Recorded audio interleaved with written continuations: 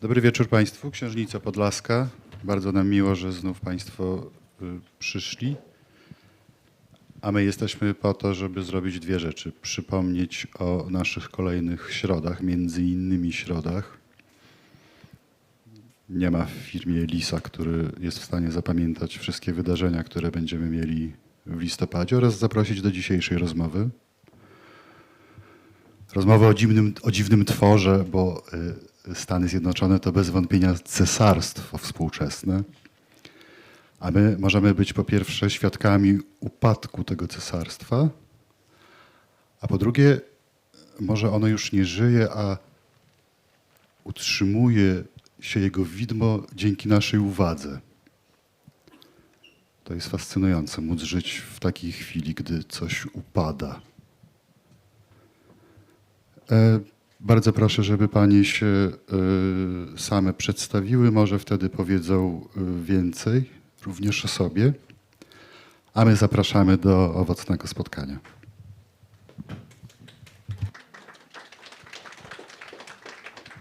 Tak jest. Dobry wieczór Państwu. Bardzo mi miło. Nazywam się Barbara Sokolińska. Na co dzień pracuję w Polskim Radiu Białystok, ale dzisiaj mam tę wyjątkową przyjemność poprowadzić spotkanie w ramach Środy Literackiej w Książnicy Podlaskiej. To spotkanie będzie również wyjątkowe, bo wraz z główną jego bohaterką zabierzemy Państwa w niezwykłą podróż. Będzie to podróż do Stanów, jak mówi sama autorka, jeszcze zjednoczonych. I właśnie naszą przewodniczką po realiach współczesnej Ameryki, realiach bardzo zagmatwanych, ale też bardzo ciekawych, o tym za chwilę porozmawiamy.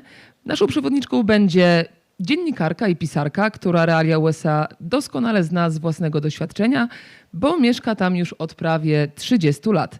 Publicystka, korespondentka Dziennika Gazety Prawnej i Przeglądu, a także prowadząca podcast Bieguny Ameryki.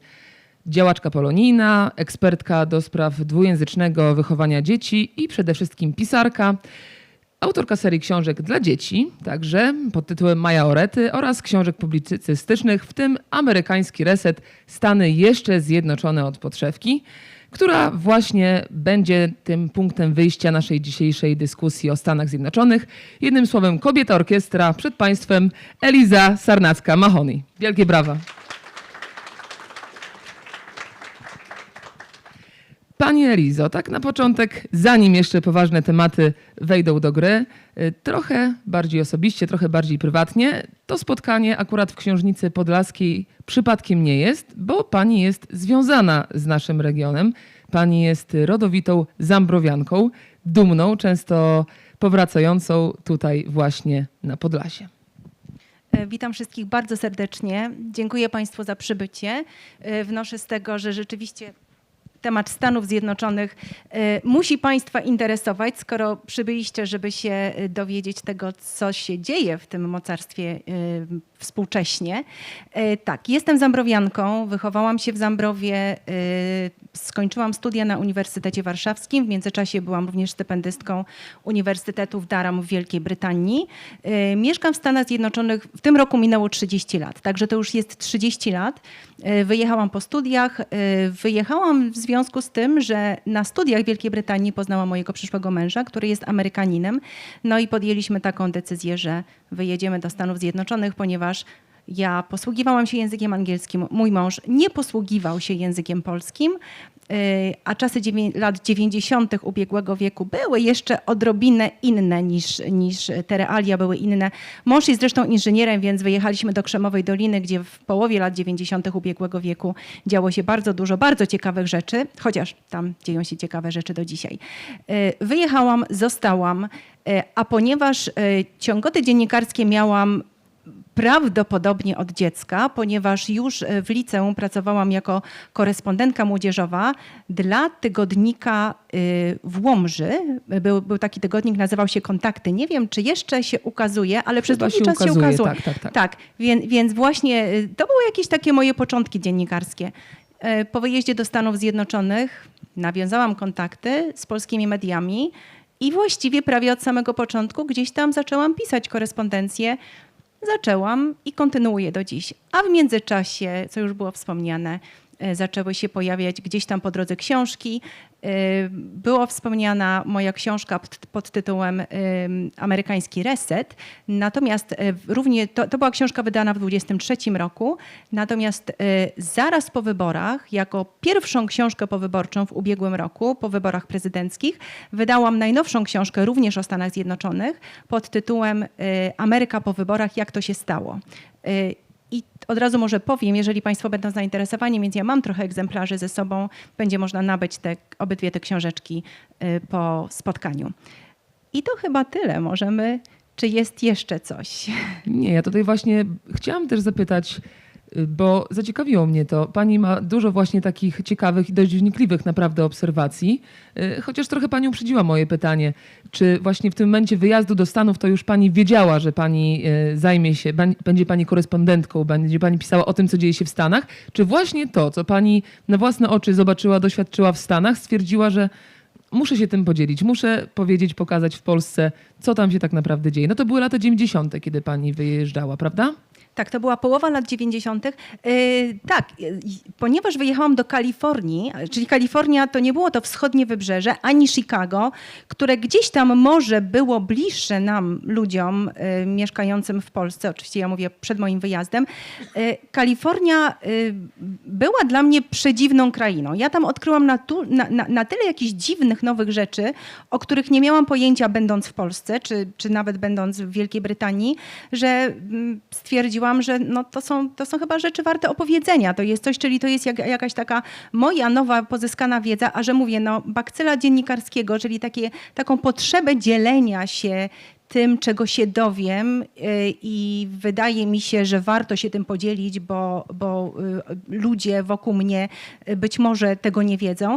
Miałam tego bakcyla, mówię, bodajże od dzieciństwa i początkowo pisałam dla Gazety Zambrowskiej. Nie pamiętam, czy to był Monitor Zambrowski, czy Wieści Zambrowskie. Czyli rzeczywiście te I to związki były regionalne felietony. bardzo silne.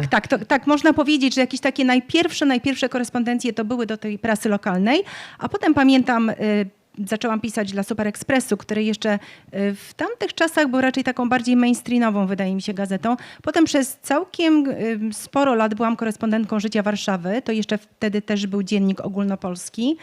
I tam już właśnie zaczęłam pisać takie troszeczkę dłuższe korespondencje przekrojowe, pokazujące jakieś specyficzne zjawiska, wyjaśniające te zjawiska. Bo też miałam właśnie dopytać, czy to od początku były takie korespondencje związane z życiem politycznym, takim społecznym Stanów, czy bardziej takie kulturowe, popkulturowe może trochę bardziej? Czy od początku jednak ta polityka grała główną rolę? Na samym początku dla prasy regionalnej były to raczej bardziej takie ciekawostki kulturowe, muszę przyznać, tak? Pamiętam jeden taki felieton, bo bardzo mnie to zdumiało, tak zwane wyprzedaże garażowe. Czyli ktoś, kto w weekend, w sobotę lub w niedzielę, nie wiem, zbiera po domu rzeczy, które są już mu niepotrzebne, żeby wystawić je za prawie, że urządzić sobie pchlitarg przed własnym domem. Wystawia się te rzeczy przed garaż, zazwyczaj na podjeździe przed garażem, no i gdzieś tam się wystawia z kilka znaków, żeby ludzi przekierowywać, że prawda jest wyprzedaż garażowa. Ludzie przyjeżdżają. Czasami nie ma nawet na czym zawiesić oka, a czasami ludzie sprzedają niesamowite rzeczy, wręcz prawie nowe. I też pamiętam, że jako świeżo upieczona mężatka jeździliśmy z mężem w weekendy po takich wyprzedażach garażowych i nabyliśmy całkiem sporo fajnych, przydatnych nam rzeczy na I pewnie początek. jeszcze za niewielką kwotę do tego. Absolutnie, to były jakieś grosze, więc dla mnie to było zjawisko kulturowe, tak? To było coś, czego ja w Polsce nie widziałam, więc pamiętam, że na przykład pisałam felieton na ten temat. Natomiast gdy zaczęłam pracować dla Życia Warszawy, byłam korespondentką codzienną i tutaj już wskakiwały rozmaite treści i muszę powiedzieć, że wydaje mi się, że to jednak w większości już była polityka. Czy to doświadczenie, czy to, że pani jest Europejką, Polką, która też tutaj dorastała w Polsce, kiedy te czasy nie były takie ciekawe, czy to właśnie też pozwoliło pani spojrzeć na te Stany właśnie z innej perspektywy i czy przez to właśnie być może te pani analizy i spojrzenie jest takie dość ostro przyszywające, tak bym to nazwała? Dziękuję ja sobie poczytuję to za komplement. Tak, moje korespondencje czy moje doniesienia z Ameryki zawsze były dość krytyczne i ja to robiłam absolutnie z pełną odpowiedzialnością, ponieważ wychowując się w miejscu, w którym się wychowałam, gdzie bardzo, bardzo dużo ludzi emigrowało za tym przysłowiowym chlebem do Stanów Zjednoczonych. Większość wracała, niektórzy nie wracali, ale myśmy jednak, przynajmniej moje pokolenie, wychowało się na pewnym micie Ameryki. I to był mit Ameryki, która była kolorowa, bogata, pełna możliwości, pełna szans. To był przekaz bardzo, bardzo pozytywny. Wyjeżdżając do Ameryki, a zanim się przeprowadziłam, miałam taką podróż, jak taka jaskółka pierwsza gdzieś tam leci na zwiady. I powiem, że już po tej pierwszej podróży, chociaż to była Kalifornia, doznałam dość takiego mocnego zderzenia z rzeczywistością.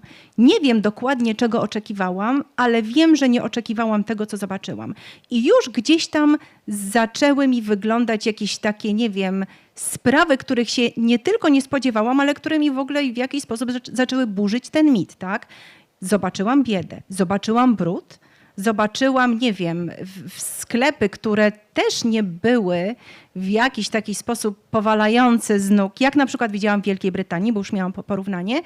I to jakoś chyba wyostrzyło mi wzrok na to, by zacząć patrzeć na tę Amerykę nie właśnie przez ten tak jak cukiereczek, prawda, opisywać to wszystko, co jest w niej takie wspaniałe i o czym wszyscy doskonale wiedzieliśmy, bo ten mit był, tylko może jednak przyjrzeć się tym innym zjawiskom, które gdzieś tam są, być może bardziej na zapleczu i je przybliżyć.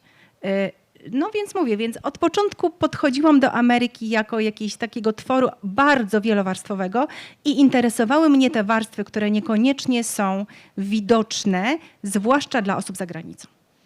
Czyli to jednak od tego pierwszego wejrzenia pani już się postanowiła z mitem amerykańskim rozprawiać. Też ciekawy wątek. Wcześniej zapytałam właśnie o to, jak pani znalazła się w Ameryce, dlaczego to jest ważne, bo pani też nie należy do tej takiej tradycyjnej emigracji Polski, która pojechała tam za chlebem w poszukiwaniu lepszego życia. Tutaj były kwestie akurat rodzinne, ale bardzo często Polacy, którzy trafiali do Ameryki, trafiali tam, no może nie z takiego zupełnie przymusu, bo chcieli tam pojechać, ale oni, wydaje mi się, na samym początku już, nawet jeśli nie chcieli, to musieli być zachwyceni tą Ameryką, bo jednak dla nich to było zupełnie nowe życie. W pani przypadku tak nie było. Nie, w moim przypadku tak nie było rzeczywiście. Myśmy z mężem jeszcze kilka lat po przyjeździe do Stanów Zjednoczonych, już gdy oboje mieliśmy pracę, całkiem dobrą pracę. No wiadomo, początki są trudne, tak? Żeby to nie jest tak, że jakoś nawet jak człowiek dostanie dobrze płatną pracę, jednak jakieś to początki w nowym miejscu są trudne. Mój mąż, chociaż jest Amerykaninem, ale zrobił dyplom też w Wielkiej Brytanii, więc on właściwie też powrócił do Stanów Zjednoczonych z dyplomem obcej uczelni, więc wbrew pozorom, pomimo tego, że przecież był obywatelem wychowanym, zresztą urodził się w San Francisco, okazało się, że znalezienie zatrudnienia też nie było takie proste, jak byłoby, gdyby miał dyplom uczelni amerykańskiej. Więc gdzieś tam jakieś tam bariery były, ale rzeczywiście od tej strony no nie musieliśmy się zbytnio martwić o właśnie ten byt materialny, ale przez kilka lat, ja będąc Europejką, zderzona z kulturą Krzemowej Doliny, która była miejscem specyficznym, pozostaje miejscem bardzo specyficznym, tak przeogromnym tyglem kulturowym, językowym, w którym Europejka, a zwłaszcza Europejka humanistka, to było duże wyzwanie, żeby się tam odnaleźć, jakoś zbudować swoje własne miejsce, znaleźć miejsce, zbudować swoje życie. A mój mąż po kilku latach życia w Europie też bardzo się przyzwyczaił do Europy i myśmy myśleli o tym, czy chcemy zostać w Stanach Zjednoczonych, czy może jednak lepiej by nam było w Europie, więc te pytania się pojawiały. Mówię, więc to nie było wszystko tak, że tam od samego początku było wszystko świetnie. Po niecałych 3 latach uciekliśmy z Krzemowej Doliny, z przeogromną świadomością uciekliśmy. Ja się tam jednak nie odnalazłam i mój mąż też nie do końca i uciekliśmy do Colorado. I od tej pory mieszkamy w Colorado. Przedziwne to jest stan bardzo górzysty, więc ja nigdy nie podejrzewałam, nie przypuszczałam, że mi się góry tak bardzo spodobają, że wręcz zadomowię się i będę traktowała góry, otoczenie górskie jako właśnie mój dom. To jest taka jedna, to są te odkrycia, które czynimy w życiu na temat siebie samych i tego, co nam się może spodobać. Więc powiem Państwu, mieszkam na wysokości Polskiej Śnieżki. To jest 1600 metrów nad poziomem morza. To jest moja baza, a z boku wyrastają mi góry, które sięgają 4000 metrów nad poziomem morza, najwyższe szczyty. Więc to są takie realia. Śmieję się, że gdziekolwiek wyjeżdżam, nie muszę się martwić o to, że będę miała chorobę wysokościową, bo to ja zjeżdżam w dół, a w tą stronę to nie działa. Natomiast ludzie, którzy przyjeżdżają na przykład do Colorado, mają. To jest rzeczywiście, można mieć bardzo przykre dolegliwości. Migreny, bóle głowy, osłabienie, nudności, choroba wysokościowa. No i teraz mieszkam w Colorado i powiem też, wielkim zaskoczeniem było to, jak bardzo spodobała mi się pogoda, chociaż jest ona kapryśna, jak to w górach, ale są pory roku. Natomiast w Kalifornii nie było pór roku. I nie mogłam jakoś tego przełknąć. Była pora deszczowa i była pora letnia upałów, wielkiej suszy zresztą. Natomiast w Colorado mam pory roku, które mi bardzo przypominają Polskę, więc wbrew pozorom krajobraz jest inny, to nie jest Polska, ale mam tam dużo więcej możliwości czuć się tak, jakbym była w Europie i w Polsce. I to jest ważne. Tak, i tak pół żartem, pół serio powiem, że wyprzedziła pani trochę trend, o którym też pani pisze w książce Amerykański Reset, to znaczy ucieczka z wielkich miast właśnie do tych mniejszych ośrodków, które są też, tak jak sama pani wspomniała, bardzo, bardzo atrakcyjnymi miejscami do życia, jak się później okazuje. No właśnie, i to już niech będzie tym początkiem tego mięska naszego wieczoru. Przejdźmy już do rozmowy o książce, bo tak naprawdę wątków jest mnóstwo do poruszenia. Na pewno wszystkich nam się poruszyć nie uda, ale postaramy się tutaj jak najwięcej zaczepić tych różnych tematów. Pozwolę sobie zacytować jeszcze raz tytuł książki. Amerykański Reset. Stany jeszcze zjednoczone od podszewki. Bo ten sam już tytuł bardzo dużo mówi. Chociażby to, że pani to słowo jeszcze dała w nawias. To w takim razie Stany są jeszcze zjednoczone, czy już nie są? Też taka jeszcze techniczna uwaga. Książka to tak naprawdę nie jest taka powieść typowa, tylko to jest zbiór tekstów pani Elizy, które pojawiały się na przestrzeni 3 lat, od 2019 do 2022 roku. Więc trochę czasu od publikacji już minęło, ale i też, o ile sporo też tam rzeczy się zmieniło, oczywiście wtedy jeszcze Joe Biden był na przykład prezydentem, na początku Donald Trump, potem Joe Biden, to też sporo rzeczy jednak zostało takich samych i my tutaj się postaramy się powiedzieć mniej więcej, jak to wszystko na tej przestrzeni czasu się zmieniło. A więc Stany zjednoczone, jeszcze zjednoczone, czy już nie zjednoczone? Stany są jeszcze zjednoczone, ponieważ jako państwo cały czas mamy 50 stanów, istnieje, prawda? Nie było żadnego formalnego rozłamu, więc od tej strony takiej technicznej Stany są jeszcze zjednoczone. Natomiast gdy popatrzymy na to, co się dzieje, gdy popatrzymy na to, jak amerykańskie społeczeństwo w ostatnich 10 latach, bo to jest proces, to już takie naprawdę bardzo, bardzo mocna polaryzacja trwa od 10, może nawet, nie wiem, a może nawet trzeba zahaczyć o prezydenturę Obamy, więc będzie to powiedzmy sobie 15 i więcej lat. Stany są niesamowicie podzielone i ja, ponieważ mieszkam tam już 30 lat, mogę powiedzieć, że wręcz byłam świadkiem tego. Pamiętam, jak było kiedyś, jak ludzie się do siebie odnosili, jakie były rozmowy.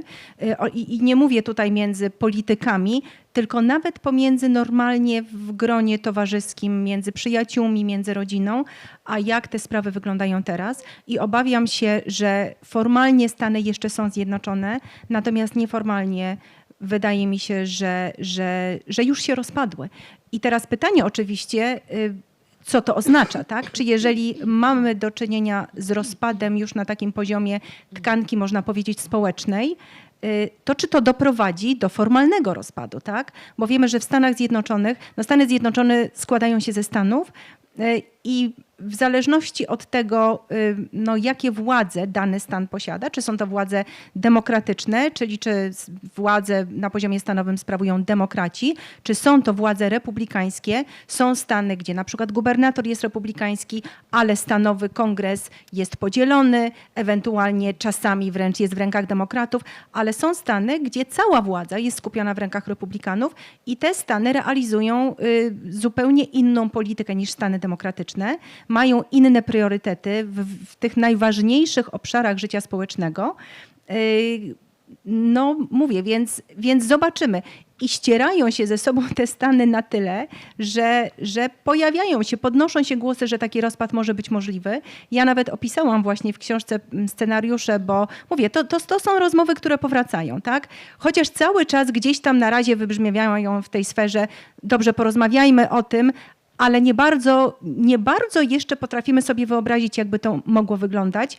Przede wszystkim dlatego, że tak, to jest przeogromny kraj, a te podziały, te stany różniące się między sobą swoim zapatrywaniem, tak, na to, w jaki sposób te stany powinny realizować politykę, mówię głównie w obszarze społecznym, te stany niestety bardzo często leżą obok siebie, więc nie mówimy o niczym takim, jak tam prosty przykład, tak, była Czechosłowacja dawniej, kilkadziesiąt lat temu, no i bardzo prosto rozpadła się na dwa twory, tak, jest Czechy i Słowacja, ponieważ geopolitycznie, geograficznie to były regiony, które gdzieś tam się na tyle różniły, więc bardzo prosto można było narysować tę linię podziału. Natomiast w Stanach nie da się tego zrobić, bo mówilibyśmy o tym, że musielibyśmy wyodrębnić na przykład stan demokratyczny, który powiedzmy sobie przynależałby, nie wiem, gdybyśmy podzielili Stany Zjednoczone w najprostszy sposób na dwa twory, tak? Czyli to byłyby te stany bardziej demokratyczne i bardziej republikańskie, ale jak to zrobić geograficznie, gdy te stany są przemieszane?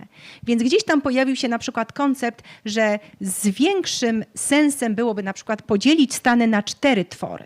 Tak, bo to jakoś tak geograficznie mniej więcej, ale i to by się nie udało, bo na przykład sytuacja w tej chwili przedstawia się w ten sposób, że stany najbardziej demokratyczne to są stany na obu wybrzeżach, i potem gdzieś tam po środku stany najbardziej republikańskie to jest mniej więcej południe, ale również północ z wyłączeniem środka, więc ten podział stricte geograficzny byłby bardzo, bardzo trudny.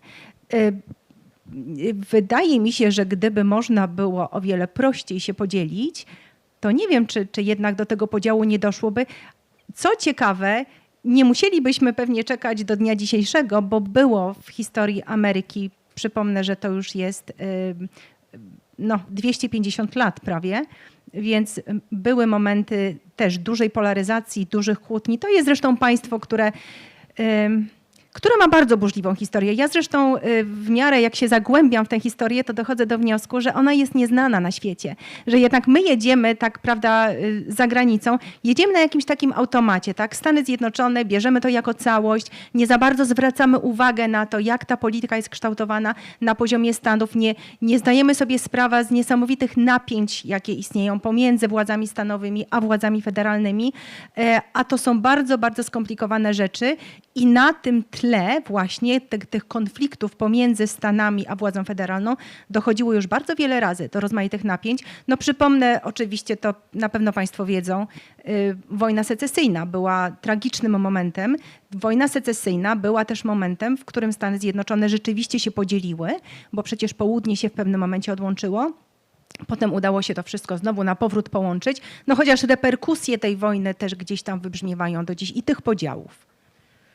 Tak, wybrzmiewa trochę, mam wrażenie, w Europie wśród nas takie przekonanie, to co pani wspomniała, że Stany Zjednoczone nie mają historii, bo to tylko 250 lat. No i co tam było? Wojna o niepodległość, wojna secesyjna, a potem to już uczestnictwo w I i II wojnie światowej. Tymczasem rzeczywiście nie jest to prawda, bo mam wrażenie, że żeby zrozumieć to, co dzieje się w dzisiejszym świecie nawet, nie tylko w Ameryce, to warto znać tę historię, szczególnie właśnie tych różnych i ruchów społecznych, bo to tak naprawdę mieszanina kultur i ras, która ma miejsce po dziś dzień w USA, która się dynamicznie zmienia.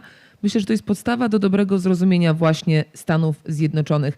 No, nie da się uciec przede wszystkim właśnie od kwestii niewolnictwa na przykład i to, jak to dzisiaj pokutuje na ludność afroamerykańską. Tak, nie można i ja właśnie w tej książce włączyłam rozdział, to jest tekst, który dla mnie osobiście był bardzo ważny. Jako dziennikarka piszę teksty, które są dla mnie czasami bardzo ważne, czasami mniej ważne. Ten tekst, powiem szczerze, że jest bardzo ważny, bo to jakby była taka kulminacja również moich obserwacji i odczuć i moich własnych refleksji na przestrzeni lat. I powiem Państwu, że im dłużej mieszkam w Stanach Zjednoczonych, tym bardziej niestety dochodzę do bardzo smutnego i tragicznego wniosku, że po dzień dzisiejszy za historią, za decyzjami politycznymi stoją kwestie rasy. jest to trudne do zrozumienia w Europie, chociaż w Europie też oczywiście było niewolnictwo, no ono wcześniej zostało zniesione niż w Stanach Zjednoczonych. Niestety Stany Zjednoczone, ta kwestia niewolnictwa, kwestia tego, że pewne sprawy, no, dyskryminacja na tle rasowym, nie zostały załatwione do dnia dzisiejszego, że z pewnego rodzaju wręcz systemową dyskryminacją mamy do czynienia po dzień dzisiejszy, a podam Państwu taką ciekawostkę. Proszę sobie wyobrazić, że jeszcze w latach, na początku tego tysiąclecia, jeszcze w sądach lądowały sprawy o to. To jest bardzo, że tak powiem, powszechna rzecz. Ja się sama zdumiałam, że to jeszcze trwało do prawda, tak niedawno. Ludzie, którzy szli do banku, by dostać pożyczkę, na przykład, żeby kupić dom, tak? Okazywało się, że pewne banki praktykowały dyskryminację rasową, bo klientów, którzy mieli ciemny kolor skóry, i nie mówię tutaj tylko o Afroamerykanach, ale to również byli Latynosi, Azjaci trochę mniej, pomimo tego, że mieli taką samą, powiedzmy sobie, historię kredytową, takie same możliwości kredytowe, mieli stałą pracę, mieli dobre zarobki, mieli bardzo dobry, jak to się mówi, no notowanie, tak, zdolności kredytowe. Oferowano im wyższe oprocentowanie kredytów niż osobom białym, absolutnie o takich samych możliwościach. No i gdzieś to, prawda, nie każdy na to zwraca uwagę, ale wiadomo, ktoś zwróci, potem zacznie robić jakieś dochodzenie, okaże się, że sprawa ma szerszy wymiar, że jest systemowa, no i wtedy pojawia się pozew, wtedy sprawa ląduje w sądzie i w ten sposób zresztą potem my wszyscy się dowiadujemy. Więc dla mnie to było szokiem, ale takie praktyki były obecne w amerykańskim systemie. Mówię, no to był 2007-2008 rok, więc to nie są takie dawne czasy. A dlaczego? No dlatego, że pokutuje to przeświadczenie o tym, że osoby o tym innym kolorze skóry są, nie wiem, no, są biedniejsze, jest większe zagrożenie, jeżeli są naszymi klientami, jeżeli musimy im udzielić pożyczki, czyli po prostu zupełnie inne patrzenie na człowieka, tylko i wyłącznie dlatego, że on ma inny kolor skóry. No a oczywiście też wchodzi sprawa, no powiem o kolejnej rzeczy, o której piszę we wszystkich książkach, to jest oczywiście dostęp do broni. Tak? To jest coś, co Europejczykom nie mieści się w głowie, biorąc pod uwagę fakt, ile mamy masowych strzelanin. Ja powiem, że ten rok chyba przejdzie w ogóle do historii. Nie ma weekendu, czy w ogóle tygodnia, tylko nie wiem, te strzelaniny ostatnio zdarzają się akurat w weekendy, że otwiera się wiadomości, no i jest po prostu kolejna masowa strzelanina. Dostęp do broni jest i cały czas się zwiększa, co jest w ogóle, wydaje się być wbrew logice.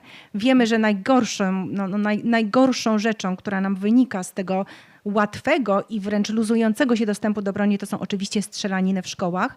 Coś strasznego, bo ja wychowałam dzieci i po prostu wiem, że to jest oddzielna wręcz psychoza, w której młode pokolenia Amerykanów się wychowują, bo nie mają wyjścia, bo w szkołach są organizowane szkolenia na okoliczność tego, co trzeba zrobić, co trzeba będzie zrobić, jeżeli wedrze się do szkoły zamachowiec z bronią. To są realne rzeczy.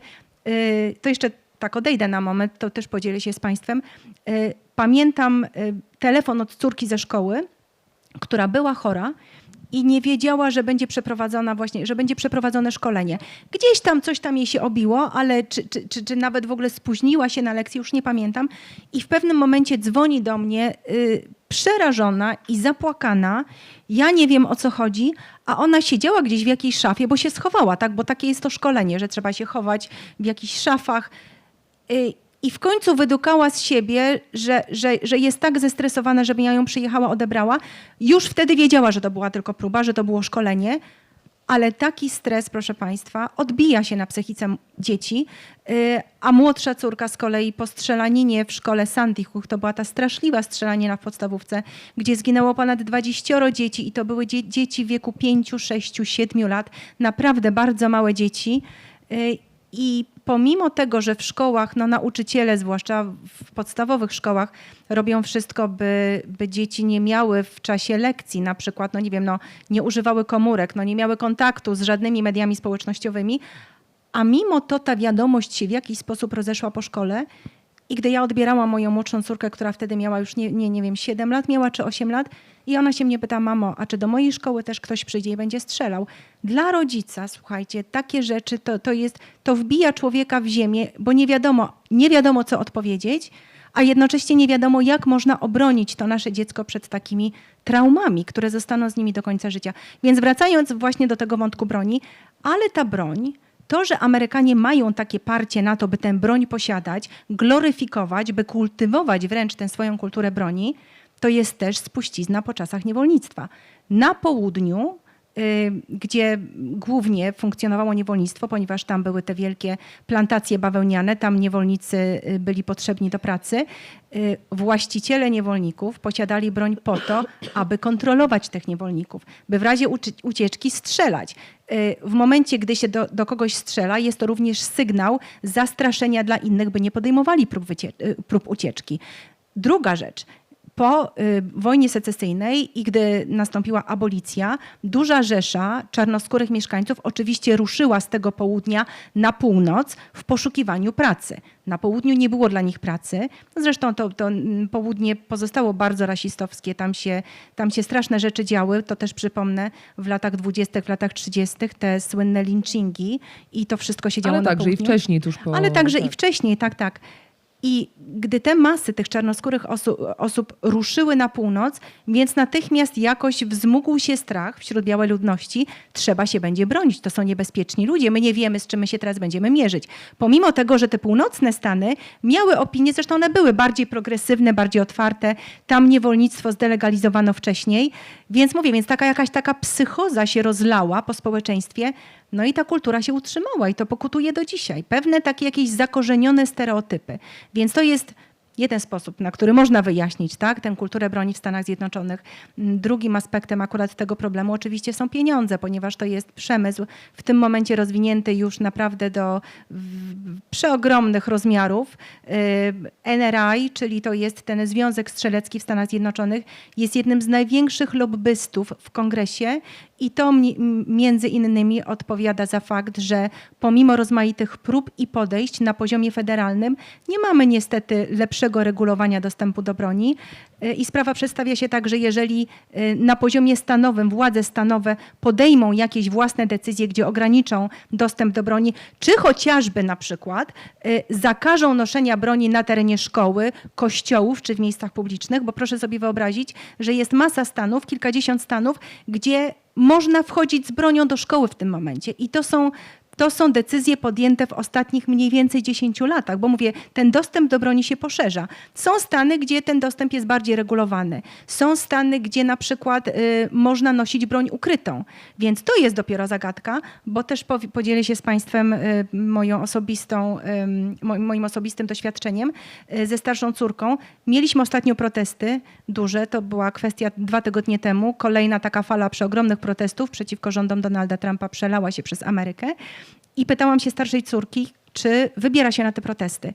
I ona mówi: wiesz mamo, im robię się starsza, tym bardziej się boję tego, że jak będę w tłumie, to może się tam pojawić ktoś, kto ma ukrytą broń i zacznie strzelać. I ja rozumiejąc potrzebę protestów, tak, bo jeszcze pozostało to, co nam pozostało, co jednak pozostaje siłą w społeczeństwie demokratycznym, to jest prawo do pokojowego protestowania. Ale ja się nie mogę kłócić z tym argumentem, bo ja oczywiście ten argument doskonale rozumiem. I jako matka ja jej przyznaję rację i myślę sobie, dobrze, no to niech nie idzie. Z drugiej strony jako obywatelka widzę, że to jednocześnie jest jakby takie obywatelskie samoograniczanie się. Więc podsumuję ten wątek, tak? Ameryka szczyci się do dzisiaj tym, że jest przede wszystkim krajem wolności. Jeżeli chodzi o broń, jest krajem wolności, tylko że to, co jest wolnością dla jednych, ogranicza wolność innym. Tak, ja tutaj chciałam powiedzieć, jak pani mówiła, że tak sobie pomyślałam, ja się wcale pani córce nie dziwię, bo nawet patrząc na to, co działo się we wrześniu, zastrzelenie Charlie'ego Kirka, prawda? Też kto by się mógł spodziewać, człowiek siedział w namiocie, mówił i nagle w połowie zdania został pozbawiony życia. Skąd ktoś mógł wiedzieć, że tam jest ktoś tak naprawdę z bronią? Temat tej broni tak naprawdę jest też o tyle paradoksalny, trochę ja bym tutaj powiedziała, bo wspomniała pani, że to się odbija na zdrowiu psychicznym ludzi, którzy żyją w ciągłym strachu, że nie wiedzą, czy taki atak może być przypuszczony, czy to będzie w szkole, czy na ulicy, czy w sklepie tak naprawdę. Ale właśnie tym paradoksem jest to, że osoby wchodzą w ten zły stan psychiczny przez osoby, które też są w złym stanie psychicznym, bo tak naprawdę ustalono przez różne badania, że tak naprawdę za większość tych strzelanin masowych w Stanach Zjednoczonych odpowiadają osoby, które się właśnie z takimi problemami psychicznymi mierzą. Mierzą się z depresją. Mierzą się też dlatego nieskutecznie, bo nie mają pomocy. Tak, nie mają pomocy i tutaj wchodzimy na też bardzo ważny temat, któremu poświęciłam, nie wiem, proszę Państwa, setki może w tym momencie już tekstów na przestrzeni lat, czyli opieka medyczna w Stanach Zjednoczonych. I też powiem tak, nawet 30 lat temu dostęp do opieki medycznej już był utrudniony. To są zupełnie inne systemy niż to, z czym mamy do czynienia w Europie. No przede wszystkim jest to opieka medyczna prywatna, więc płaci się za nią, nie ucieknie się od tego na darmową opiekę medyczną, tylko w okrojonym wtedy, można powiedzieć, wymiarze mogą liczyć osoby no tylko najbiedniejsze. Te progi dochodowe jednak są bardzo skąpe. To nie jest tak, że gdzieś tam sobie osoba, która pracuje, ale mniej zarabia, może liczyć, bo jednak mówię, trudno. Wbrew temu, co może, nie wiem, rozmaite informacje są puszczane w świat, że ta opieka jest zbyt szczodra i między innymi dlatego Ameryka teraz mamy zamknięcie rządu, prawda, bo republikanie z demokratami nie mogą się dogadać właśnie na temat dopłat do polis ubezpieczeniowych.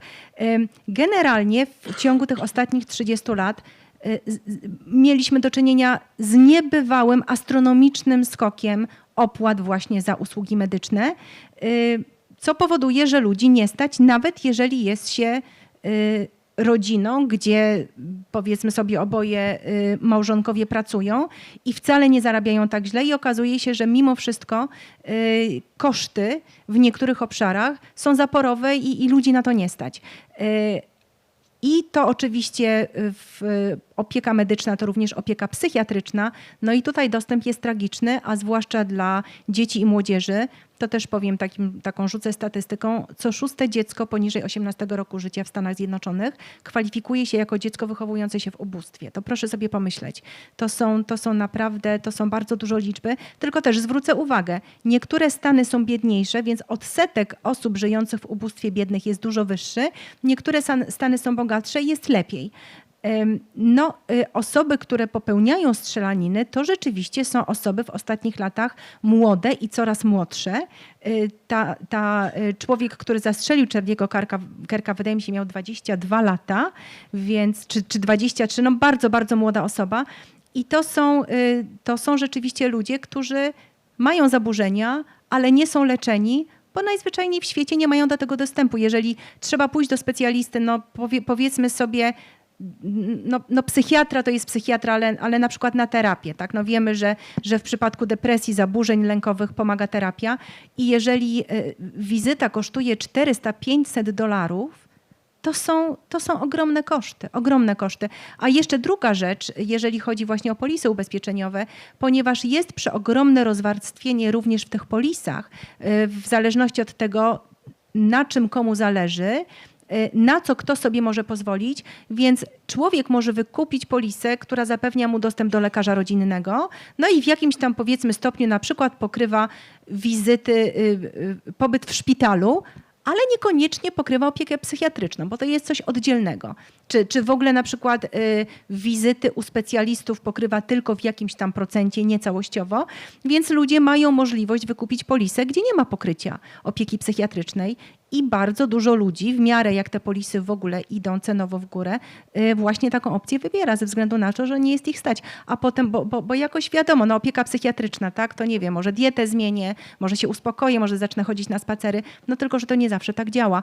A młode pokolenie, zresztą nie tylko Amerykanów, ale wydaje mi się, że wszędzie na świecie te nasze młode pokolenia, one mają trudno. Dzisiejsze czasy są trudne i skomplikowane I oczywiście działa też fakt naszego dostępu do informacji, tego, że my jesteśmy podłączeni nie tylko do wiadomości z naszego własnego podwórka, tak czy kraju, tylko do wiadomości, do tego, co się dzieje na całym świecie. Jesteśmy przebodźcowani i przeładowani.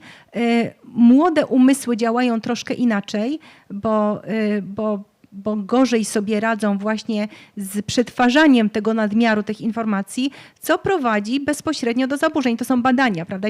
Ja nie opowiadam, nie wymyślam tego, tylko po prostu to są badania i to są analizy specjalistów, więc amerykańska młodzież wydaje mi się, że jest słabsza i bardziej zdezorientowana, ale chyba młodzież na całym świecie i rzeczywiście potrzebowałaby jakiegoś takiego wsparcia psychiatrycznego.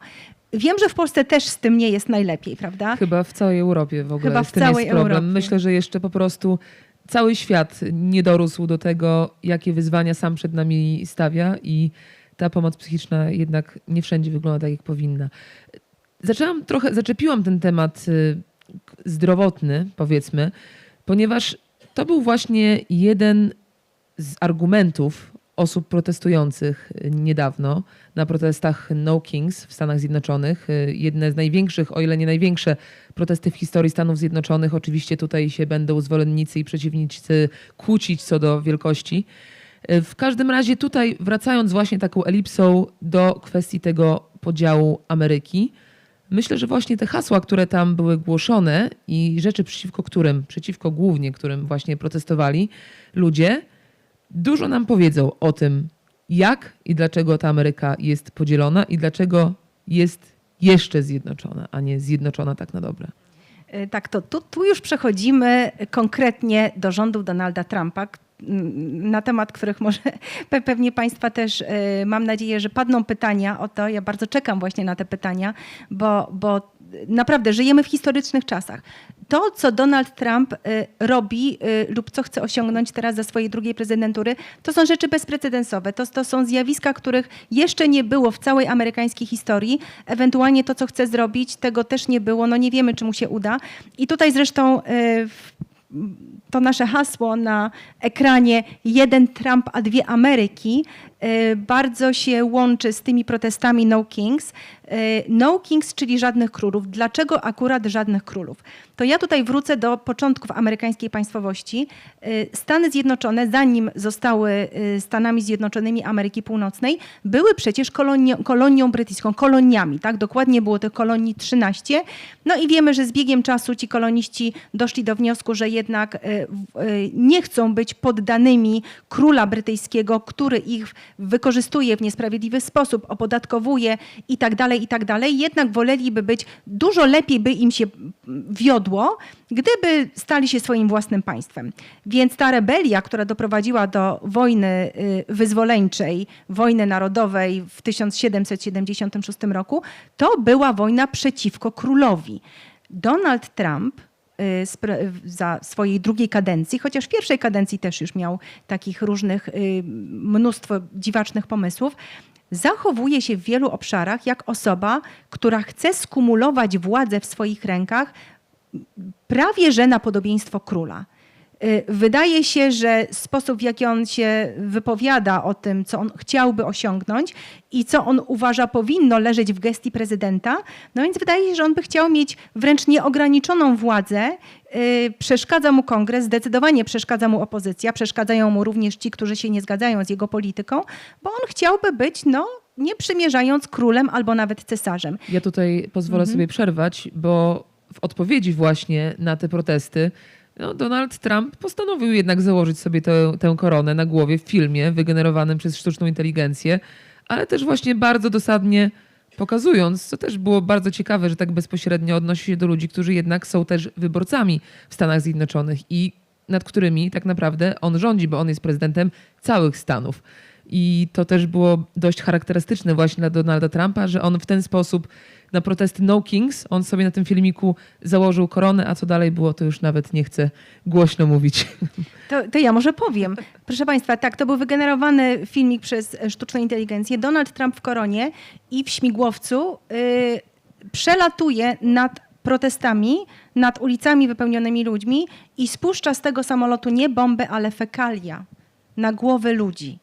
Więc proszę sobie wyobrazić, jak to było niesmaczne i nie na miejscu, nie mówiąc o tym, jaki to wysyłało przekaz w kierunku tej połowy Ameryki, która go nie poparła. A teraz mam dla Państwa pytanie. I bardzo proszę, żeby ktoś odpowiedział. Donald Trump wygrał wybory. Czy on wygrał większością głosów? O, tak. Tak, to jest właśnie ten dramat tych ostatnich wyborów. Więc powiem tak. Przy czym trzeba tutaj powiedzieć, że też taka jest specyfika amerykańskiego systemu wyborczego od wielu, wielu lat. Tak, amerykański system tak. Amerykańskie wybory nie są bezpośrednie, powszechne, ale to są wybory pośrednie, ponieważ ostatecznie tak o wyborze prezydenta decydują głosy elektorskie, ale było jeszcze coś. Ponieważ oczywiście były zliczone głosy również, jakby to było głosowanie powszechne. I proszę Państwa, Donald Trump, oczywiście mówimy o wyborcach, którzy poszli do wyborów, nie byli to wszyscy uprawnieni. Było to mniej więcej 60 kilka procent, czyli gdzieś tam te 30% jednak zostało w domu.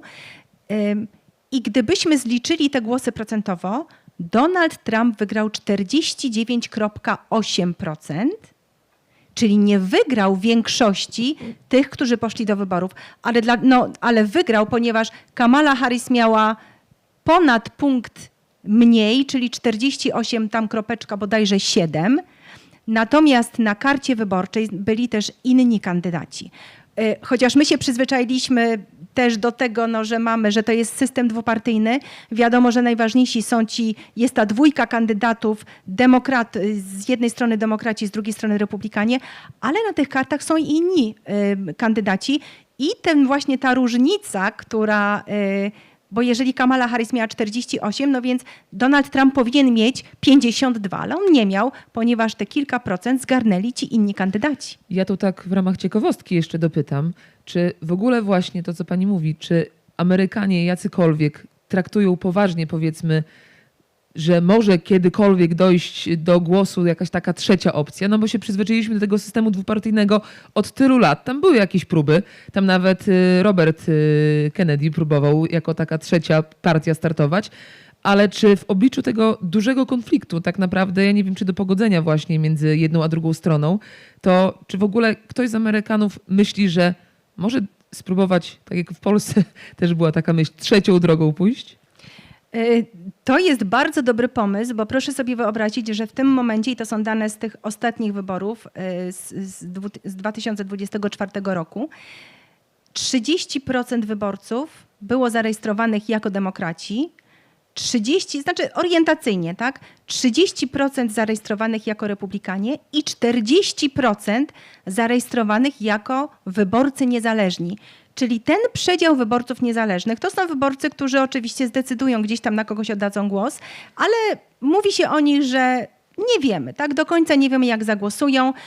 Z wyborów na wybory mogą zmieniać swoje preferencje polityczne i to rzeczywiście jest największa w tym momencie grupa wyborców. Tak. Ostatnia próba, jakaś taka zorganizowania trzeciej partii, została podjęta przez Elona Muska i to było zaledwie kilka miesięcy temu. Przecież on wystąpił, to było po jego kłótni z Donaldem Trumpem, bo też przypomnę Państwu, w pewnym momencie została powołana do życia departament właściwie o nazwie Departament Większej Wydajności Rządowej, któremu przewodniczył, szefował Elon Musk i chodziło o to, prawda, by zreformować całą amerykańską biurokrację, która rzekomo jest skorumpowana, nieudolna, nic jej się nie udaje, no po prostu wszystko trzeba zmienić. Okazało się, że łatwiej powiedzieć niż zrobić, potem doszło do kłótni między Donaldem Trumpem a Elonem Muskiem i Elon Musk stwierdził, że on zakłada własną partię i nawet mieliśmy już nazwę, to miało się nazywać America Party, tylko że to ten projekt się pojawił, i gdzieś chyba po 2 tygodniach zdechł. I nie ma. I nie słyszymy. Ja nawet ostatnio, 2 tygodnie temu tak sobie pomyślałam, ciekawe, może po prostu tyle się dzieje, może my nie słyszymy, ale gdzieś zakulisowo, gdzieś to się toczy, ale okazuje się, że nie, że jednak ten projekt Ale w ogóle zupełnie... Elon Musk trochę tak jakby się zapadł pod ziemię ostatnio. znów po tym wypłynął. właśnie nieudanym eksperymencie z Dodge'em, czyli tą właśnie departamentem. Tak. Oni się pokłócili, ale potem się pogodzili. Ostatnie wieści są takie, że wydaje mi się, że gdzieś na dniach ma być przeprowadzona kolejna próba wystrzelenia, próba tej jego rakiety, tak? Ponieważ wiemy, że najważniejszym zadaniem, czy nie wiem, celem Ilona Muska jest wysłanie rakiety na Marsa i również ludzi. Tylko że jeszcze nie udało się szczęśliwie wysłać rakiety i sprowadzić ją z powrotem na Ziemię, ta, która miałaby polecieć. I wydaje mi się właśnie, że niedługo będzie kolejne wystrzelenie. I w związku z tym, więc znowu gdzieś tam ten Musk ostatnio się pojawił. Z tego co wiem, to w miarę się pogodził z Donaldem Trumpem. Dlaczego? Ja o tym pisałam, tylko to już w książkach nie ma, bo to był dość świeży tekst w tym roku. Chodzi, proszę Państwa, chodzi o pieniądze. Firma Elona Muska, to jest też taka ciekawostka. Wiemy, że wiadomo, ma Teslę, tak, samochody elektryczne, no i ma oczywiście ten swój SpaceX, czyli tam buduje rakiety kosmiczne, satelity, wynosi na orbitę i tak dalej.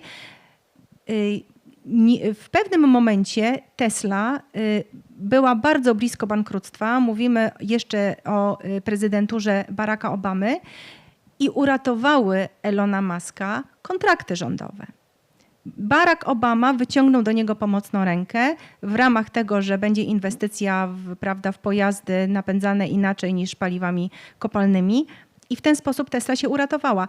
I do dzisiaj za bardzo dużą część obrotów, przychodów firm Ilona Muska odpowiadają kontrakty z rządem. A kontrakty z rządem to są nasze pieniądze, nas, podatników, które my po prostu mu przekazujemy. Więc Elon Musk, gdyby rzeczywiście na dobre pokłócił się z Donaldem Trumpem i gdyby Donald Trump na przykład w ramach kary stwierdził, że ucina te rządowe kontrakty, zabiera mu kontrakty, no więc on by się znalazł w przeogromnych kłopotach. Więc to jest przeciekawa zależność, przeciekawa. Wielkiego biznesmena i wizjonera, który okazuje się, że po prostu jest na rządowym garnuszku, można to tak powiedzieć. Wróćmy właśnie do samego Donalda Trumpa i do tego hasła, które tutaj mamy na ekranie. Jeden Trump, dwie Ameryki. O co tutaj tak naprawdę chodzi? Czy to jest właśnie ten taki klasyczny podział, który zawsze był republikanie-demokraci, czy jednak w czasach Trumpa to nabrało trochę innego znaczenia? No mówię, pogłębiła się polaryzacja przede wszystkim kulturowa, tak? Wiemy, że za Donaldem Trumpem stoi bardzo prężny, silny, konserwatywny ruch MAGA i to jest skrót od hasła wyborczego Trumpa jeszcze z pierwszej jego kadencji, czyli Make America Great Again.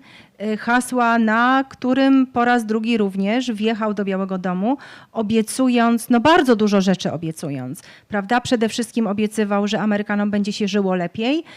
Wiemy, że za czasów Bidena mieliśmy COVID, mieliśmy pandemię. Był to szok i był to test dla całego świata. Gospodarki poupadały, państwa wpompowały duże pieniądze w to, by nie dopuścić do tego, by rzeczywiście wszystko się rozsypało, by była recesja. Stany Zjednoczone oczywiście też wpompowały duże pieniądze w ratowanie gospodarki. Wydawałoby się, że z dużym sukcesem, ponieważ Ameryka jako pierwsza ze wszystkich państw wysoko rozwiniętych odbiła się po pandemii. To był już rok 22.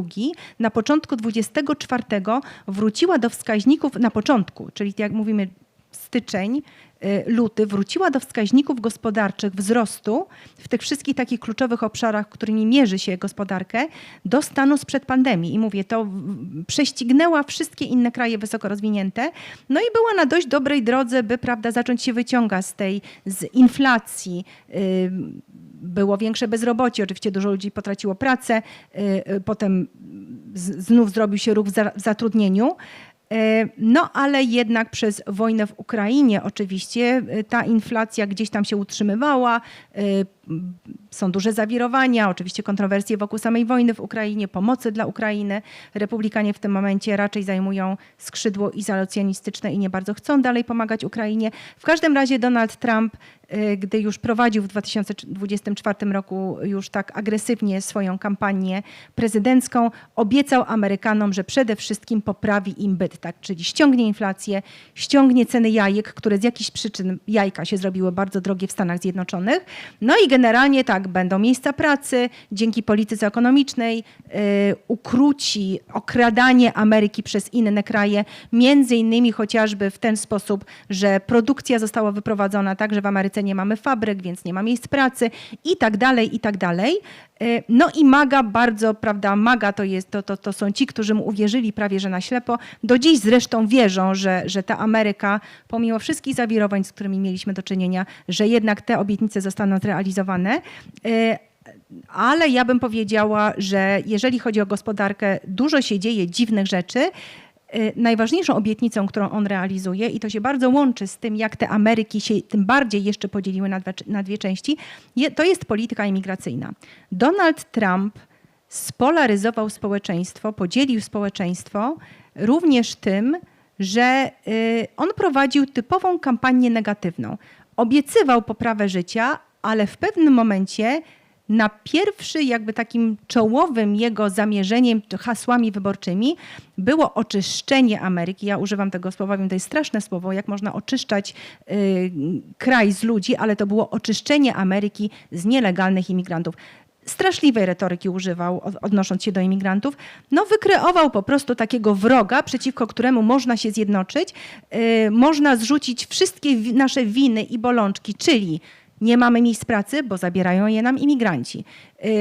Opieka medyczna jest kosztowna, ponieważ za rządów Bidena i w ogóle wszystkich demokratów i tak dalej rozbuchały się rozmaite subsydia i programy darmowego leczenia dla nielegalnych imigrantów. I dlatego my wszyscy musimy teraz więcej płacić, bo prawda, ci wszyscy nielegalni, no po prostu, no nie wiem, no oni mają wszystko za darmo, a my za nich płacimy i tak dalej, i tak dalej. Ja nie będę Państwu tłumaczyć, ponieważ śmieję się, zresztą rozmawiając tutaj z ludźmi z Polski, w kilku już rozmaitych debatach wyszło to, że zastanawiamy się, czy Donald Trump właściwie, montując ten swój przekaz o imigrantach i jakoś montując jakby takiego wroga, tak, przeciwko któremu się zjednoczymy i pójdziemy, nie wzorował się na Polsce i na Węgrzech, bo jednak tutaj ten taki populizm prawicowy wskoczył jeszcze wcześniej niż to, z czym mieliśmy do czynienia w ubiegłym roku czy 2 lata temu w kampanii tej drugiej prezydenckiej Donalda Trumpa.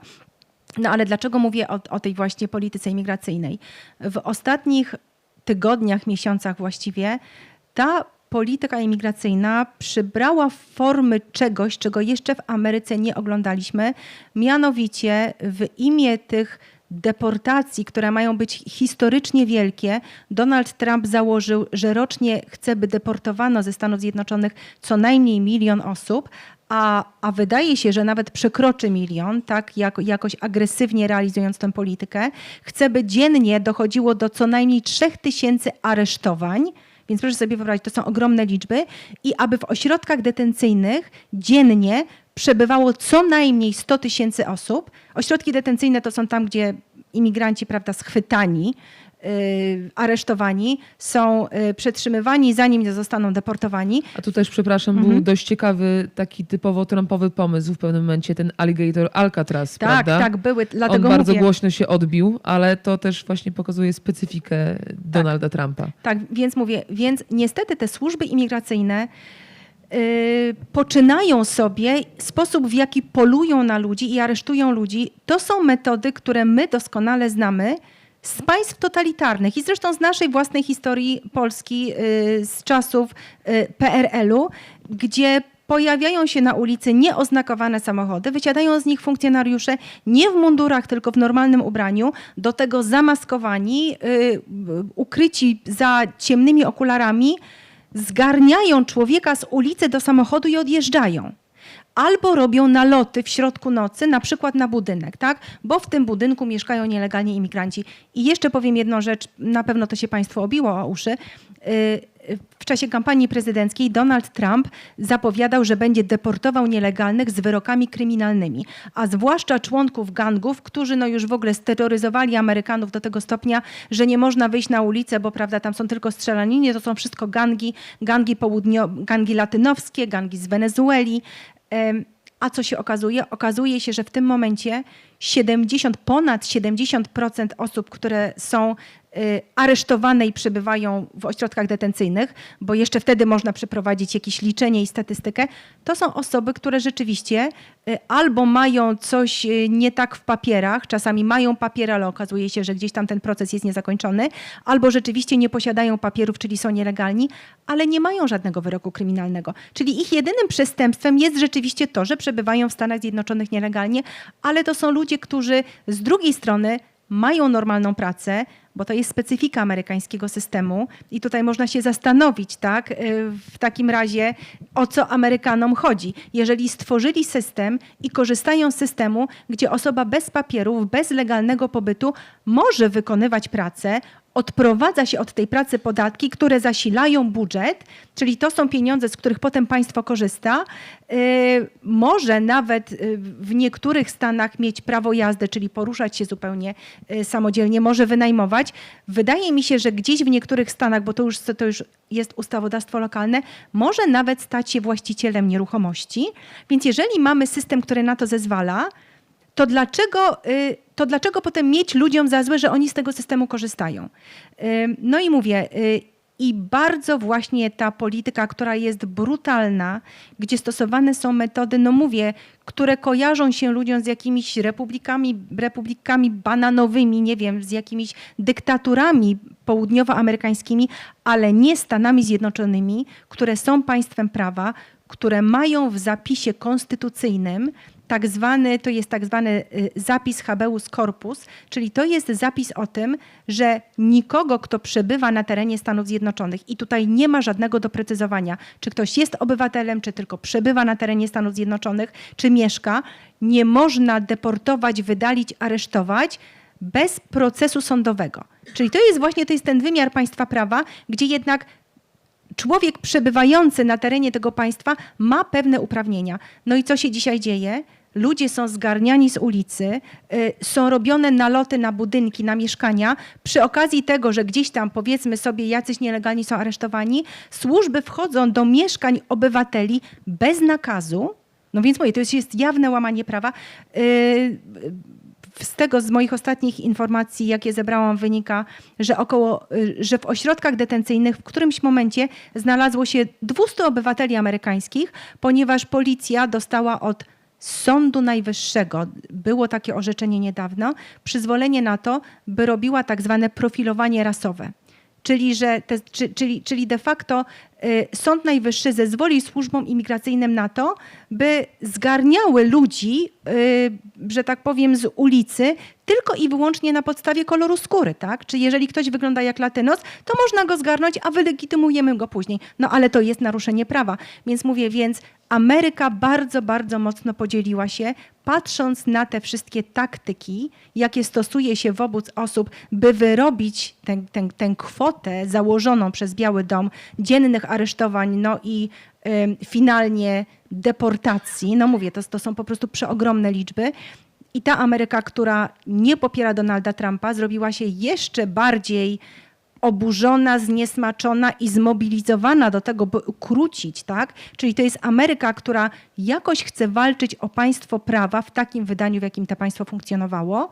Natomiast ci wyborcy, którzy dalej popierają Donalda Trumpa, to jest przeciekawa rzecz, ponieważ Donald Trump nie dowiózł im obietnic o poprawie życia. Też ostatnie dane, to już pod koniec lata, to był sierpień i potem wrzesień, dane gospodarcze niestety nie były wspaniałe. Okazuje się, że polityka celna jak dotąd nie przysporzyła Ameryce tych przeogromnych kwot pieniężnych, które tam potem Donald Trump twierdził, że wykorzysta na coś innego. Przedsiębiorcy, którzy są zdezorientowani odnośnie do tego, w końcu jakie cła, za co i jakiemu krajowi mają płacić, odpowiedzieli na to wszystko zamrożeniem zatrudnienia, więc mamy wzrost bezrobocia. Inflacja też ostatnio gdzieś tam powolutku zaczęła się piąć w górę. No więc nie są to idealne warunki, no ale twardy elektorat Donalda Trumpa wydaje się być absolutnie zachwycony właśnie tymi łapankami nielegalnych imigrantów i wydaje się, że w ogóle zapatrzony tylko i wyłącznie w to. Bo ja nawet miałam ostatnio rozmowę przed wyjazdem z człowiekiem, który poparł Donalda Trumpa. Co prawda teraz to jest młody człowiek i jakoś potrafi wyrazić krytykę, stwierdzić, że no tak, rzeczywiście, tak, oczekiwaliśmy więcej. Mija prawie rok, za chwilę minie rok od wyboru Donalda Trumpa. W obszarze życia rzeczywiście nie dzieje nam się dużo lepiej, no ale jednak trzeba przyznać, że przynajmniej tak, nie będzie nielegalnych imigrantów, będzie bezpieczniej, tak? Czyli tutaj wchodzi nam ta kwestia bezpieczeństwa, która jak wiemy dla partii prawicowych w Polsce też jest bardzo ważnym elementem ich gry wyborczej. Więc to jest chyba taki element, który w ogóle generalnie łączy dzisiejszą prawicę. Bezpieczeństwo, prawda? Dużo w ogóle można też znaleźć porównań między sytuacją w Polsce a sytuacją w Stanach Zjednoczonych, paradoksalnie, bo jednak tych różnic między krajami jest bardzo dużo. Kończąc wątek naszej rozmowy, bo za chwilę też chcemy oddać Państwu głos tutaj. Taka też moja refleksja, która mi się nasunęła, porównując trochę to, co pani opisała w książce, do tego, co jest teraz. Bo Donald Trump jednak wygrał te wybory i Donald Trump wygrał te wybory też dzięki temu, że obiecał właśnie ludziom walkę z tą nielegalną imigracją, czyli tak naprawdę wiele milionów ludzi w Stanach tego chce. Ale to, o czym się w ogóle bardzo rzadko mówi, bo Donald Trump przez to, jaki jest też postrzegany, że jest bardzo ekscentrycznym człowiekiem w ogóle, co dopiero prezydentem, też jest taki wątek, że nie wszyscy ludzie, którzy zagłosowali na Trumpa, tak naprawdę są jego prawdziwymi zwolennikami, bo to są często też ludzie, którym Trump nie leży po prostu, ale mają poglądy konserwatywne. To są ludzie, którzy nigdy w życiu nie zagłosują na demokratów, bo po prostu ta wizja świata jest im kompletnie obca, ale zagłosowali na Trumpa, bo też z drugiej strony, też żeby to wybrzmiało tutaj na tym spotkaniu, nie kupili tej demokratycznej wizji Ameryki, która tak naprawdę też, moim zdaniem, w tym momencie, kiedy już Trump jest prawie rok prezydentem, nie zaproponowała tym ludziom właśnie pośrodku czegoś konkurencyjnego, tak naprawdę. Tak, demokraci, amerykańska lewica miała bardzo dużo problemów, zresztą ma dużo problemów. Lewica na całym świecie ma dużo problemów, bo rzeczywiście okazuje się, że jednakże sprawy kulturowe od zawsze były dla ludzi ważne.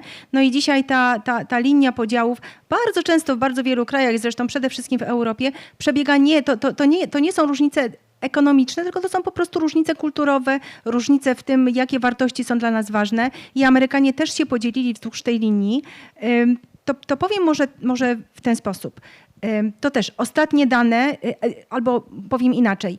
W mojej ostatniej książce, tej Jak to się stało Ameryka po wyborach, dużo jest właśnie na temat tego, gdzie demokraci zawiedli Amerykanów, gdzie właśnie to, co oni proponowali, albo nawet inaczej, to, co wybrzmiało i co dotarło do wyborcy, bo nie wszystko z tego, co Kamala Harris proponowała, nie wszystko niestety docierało do wyborcy i to były bardzo konkretne przyczyny, dlaczego na przykład media tutaj też zawiniły z drugiej strony sposób, w jaki Donald Trump prowadził swoją politykę i w jaki sposób Donald Trump, proszę Państwa, jest człowiekiem, który fantastycznie rozumie media. To jest człowiek, który wyszedł z mediów i on doskonale wiedział, jak zagospodarować media w ten sposób, że tej drugiej strony nie będzie widać. Dlaczego? Dlatego, że on tak zasypie rozmaitymi sensacjami, doniesieniami ze swojej strony całe media, żeby właśnie dla tej drugiej strony zostało bardzo, bardzo mało miejsca i to się okazało dużym problemem. Dołączmy do tego dezinformację, która kwitnie przy naszym dzisiejszym sposobie komunikowania się i docierania do informacji i to są ważne sprawy i ja poświęciłam naprawdę dużo miejsca, analizując również to, gdzie demokraci nie dowieźli, co mogli zrobić lepiej. I tam gdzieś poniekąd również, zastanawiając się w takim razie, co trzeba będzie zrobić w przyszłości, by nie popełnić tych samych błędów. Więc jeżeli Państwo są zainteresowani i to była, poświęciłam temu dużo refleksji i przeglądam tę książkę i okazuje się, że jakoś to, co wtedy napisałam, to było rok temu, że to cały czas jest aktualne. I teraz tak, te ostatnie statystyki, o których Państwu powiem. Elektoratem, który się waha, wydaje mi się, że nie tylko w Ameryce, ale i w ogóle na świecie, no to są ludzie młodzi, tak? Ludzie młodzi przez jakiś czas, ostatnio nie, ale przez dość długi czas ludzie młodzi przeważnie byli tą grupą wyborczą, która była bardziej progresywna, głosowała bardziej za propozycjami lewicy. Teraz w ostatnich latach troszeczkę to się zmienia i w Ameryce przeciekawą rzeczą było to, że na Donalda Trumpa zagłosowali młodzi mężczyźni. To jest zresztą szerszy wątek. Ja w jednej z książek opisuję szerzej zjawisko o nazwie kryzys męskości w dzisiejszym świecie, bo to się wszystko ze sobą bardzo łączy. I ci młodzi mężczyźni rzeczywiście zagłosowali na... To są młodzi mężczyźni między 18 a 29 rokiem życia. 55% z nich zagłosowało na Donalda Trumpa, więc rzeczywiście, a 4 lata wcześniej na Bidena zagłosowało bodajże też ponad 50%. I okazuje się, że w końcu oni się dość mocno trzymali, bo młode kobiety, młode Amerykanki to jest w ogóle kompletnie drugi biegun. One się wręcz z wyborów na wybory jeszcze bardziej przesuwają na lewo. To jest bardzo, bardzo ciekawe zjawisko. No i okazuje się, że jednak w końcu w ostatnim gdzieś miesiącu drgnęły te statystyki wśród młodych mężczyzn i już ponad połowa ich sprzeciwia się polityce Donalda Trumpa. Czyli jednak wygląda na to, że on coś im zaoferował, a w tym momencie, przyglądając się temu wszystkiemu, co robi, już jednak byli, gdyby na przykład wybory odbywały się, nie wiem, jutro, no to w takim razie on w tej grupie wyborczej by przegrał. Więc to jest jedna z grup, która wydaje się być bardziej niezadowolona. No i druga grupa, która zagłosowała na Donalda Trumpa, to były białe kobiety z przedmieść. I to się tak mówi, czyli te przedmieścia, którymi obudowane są amerykańskie miasta, gdzie nie ma żadnych sklepów ani nic i bez samochodu to człowiek nigdzie na piechotę nie dojdzie. No bo białe kobiety z przedmieść, matki zagłosowały na Donalda Trumpa, bo przemówiła do nich obietnica o tym, że zwiększy się bezpieczeństwo. A jak mówię, jeżeli pomyślimy sobie, że my mamy realne zagrożenia ze strony, nie wiem, zamachowców, którzy wdzierają się do szkół i zabijają nam nasze dzieci, dochodzi do tego bezpieczeństwa na ulicach, no więc wiadomo, że kobiety jakoś są bardziej zainwestowane tak w dzieci, patrzą na świat przez pryzmat dobra i bezpieczeństwa dzieci, więc Donald Trump w jakiś sposób przemówił do nich bardziej. No i okazuje się, że jednak teraz na kanwie tego wątku praw człowieka, brutalności, no i jeszcze dochodzi ja nie wypowiedziałam tego słowa, ale wypowiem, mamy też duży problem ze zjawiskiem tak zwanej militaryzacji amerykańskich ulic. Donald Trump pod pretekstem zabezpieczania budynków federalnych, w których działają te służby imigracyjne ICE, przed protestującymi, których stara się protestować jako rozwydrzone tłumy dopuszczające się, prawie wywołujące zamieszki w tych okolicach pod tymi budynkami, więc on wysyła przeciwko nim wojsko, bardzo często przeciwko decyzjom gubernatorów i władz stanowych, żeby właśnie, żeby zwiększyć bezpieczeństwo. No i to się okazuje kobietom, tym białym kobietom z przedmieść, to też zaczyna się coraz mniej podobać. Czy chodzi o to, że widzą, że nie wiem, że jakoś bardziej potrafią przejrzeć przez to, co Trump mówi, a co Trump robi i sobie złożyć te elementy do kupy? Czy może chodzi o to, że to są w pewnym sensie to, co Donald Trump opowiada, to są po prostu rzeczy wyssane z palca, bo ci manifestujący, protestujący zachowują się bardzo pokojowo i do żadnych zamieszek nie dochodzi. No to już jest inna sprawa, ale to jest taki przykład. W tych dwóch grupach, gdyby odbyły się teraz wybory, one by Donalda Trumpa nie poparły. I tutaj postawimy kropkę, jeśli chodzi o naszą rozmowę, bo też właśnie chcemy dać Państwu głos. Wątków jest dużo. Ja tak miałam porównanie jakby hydra. Ucinamy jeden wątek, to 3 kolejne głowy wyrastają i tak naprawdę moglibyśmy tutaj rozmawiać cały czas. Jest pierwszy chętny do zadania pytania. Prosimy. Dobry wieczór. Proszę pani, nadal troszeczkę szybkiego kontekstu tego, co powiem. Bardzo ciekawie pani mówi o historii Stanów Zjednoczonych. Ja się tam wychowałam od dzieciństwa. De facto w Polsce mieszkam od dekady, więc więcej wiem o Stanach niż o Polsce. I tutaj chciałbym zadać pani pytanie, bo tytuł tego spotkania to jest Jeden Trump, 2 Ameryki. Odnoszę bardzo silne wrażenie, że pani przedstawiła tylko jedną stronę medalu. Dlaczego taka selektywność? Jest kilka rzeczy, które sobie zapisałem. Wspominała pani na przykład o dyskryminacji czarnych osób z kredytem. Nie wspomniała pani o tym, że to się liczy na kodzie pocztowym. Ja jako biały człowiek mieszkałem w getcie w Oakland Ja tak samo byłbym udyskryminowany, ponieważ pochodzę z kodu kreskowego, który jest tożsamiony z tym, że na przykład jestem niewypłacalny. Więc to nie jest rasa, to jest kod. Druga rzecz, efekt anglosasów, wkurzonych, prawda? Donald Trump tak naprawdę został teraz zaprezentowany. Ja nie jestem zwolennikiem, ja mogę zagłosować w wyborów, ale nie brałem udziału w tym wyborach, ponieważ nie jestem zdecydowany. Ale Donald Trump jest prezentowany jako taki szaleniec, który robi rzeczy nieracjonalne, ma zapędy, powiedzmy, dyktatorskie. Dlaczego na niego anglosasi głosują? A na przykład dlatego, że Stany Zjednoczone według Pew Research Center i według US Census Bureau mają 14 milionów nielegalnych imigrantów. To jest 4% populacji całego kraju. Może dlatego, więc te dane troszeczkę inaczej wyglądają. Nie wspomniała pani również o tym, że morderstwo Charlie Kirka nie było tylko dlatego, że był dostęp do broni, tylko dlatego, że to było umotywowane politycznie. Osoba, która go odstrzeliła, miała po prostu inne poglądy na aspekty LGBT i po prostu zastrzeliła Charlie Kirka, bo on był przeciwnikiem polityki tolerancji. Tak samo i dyskryminacja. Dlaczego anglosasi są tacy wściekli? Co się wydarzyło z ich krajem? Bo sami się czują w nim dyskryminowani. Biały człowiek nie może otrzymać tych samych na przykład stypendiów. Ja mówię o osobie, która skończyła 10 lat studiów w Stanach. Nie mogłem tego zrobić. To nie jest tylko efekt sfrustrowanych młodych mężczyzn i kryzysu męskości. To jest efekt tego, że są dwie dyskryminacje. Owszem, Stany Zjednoczone miały wielki problem. Świetnie pani powiedziała, te czasy KKK, Ku Klux Klanu, ekscesów. Ale z drugiej strony Stany Zjednoczone też zawędrowały polaryzacyjnie w drugą stronę, gdzie biały człowiek teraz nie może nic powiedzieć, a są poważne problemy, do które Stany Zjednoczone chciałyby, że tak powiem, podjąć, ale w środowisku akademickim, proszę mi uwierzyć, nie można tego powiedzieć, jeżeli nie ma odpowiedniego koloru skóry. I dlatego zadaję pytanie, jeżeli dzisiejsze spotkanie to jest jeden Trump, a dwie Ameryki, dlaczego tak selektywnie pani przedstawiła ten fenomen? Bo Trump wygląda na osobę totalnie nielogiczną, jednak ludzie z jakiegoś powodu na niego głosują. Czy są też nielogiczni? Dziękuję. Bardzo dziękuję za to pytanie. Tak, to ja odniosę się.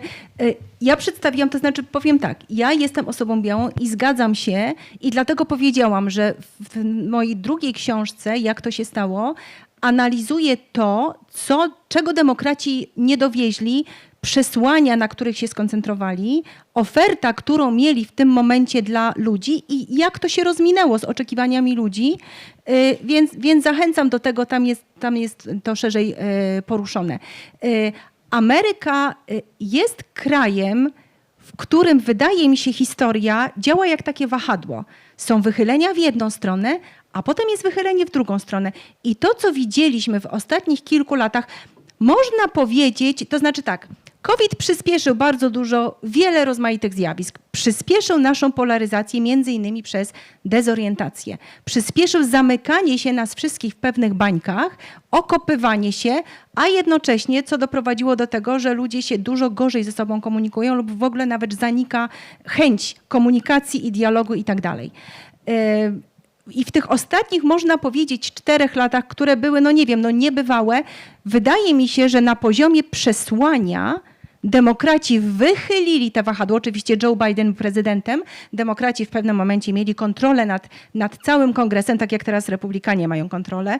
Mamy republikańskiego prezydenta i cała kontrola jest sprawowana przez republikanów w kongresie.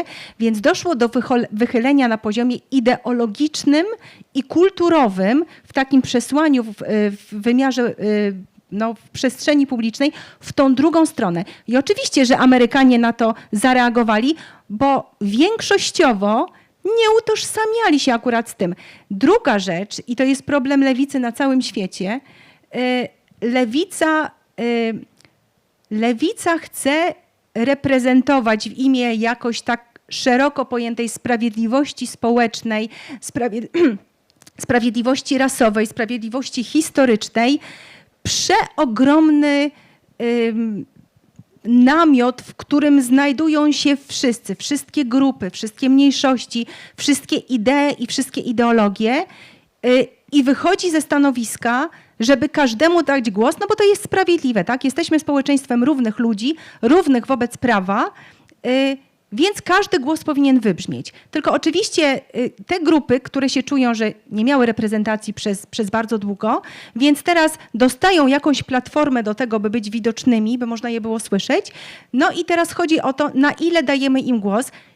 I tak zwany ten mainstream, nawet jeżeli to są wyborcy lewicy, zaczyna mieć wrażenie, że partia oficjalnie koncentruje się na słuchaniu i realizowaniu interesu tych wszystkich poszczególnych grup, a nas nie ma.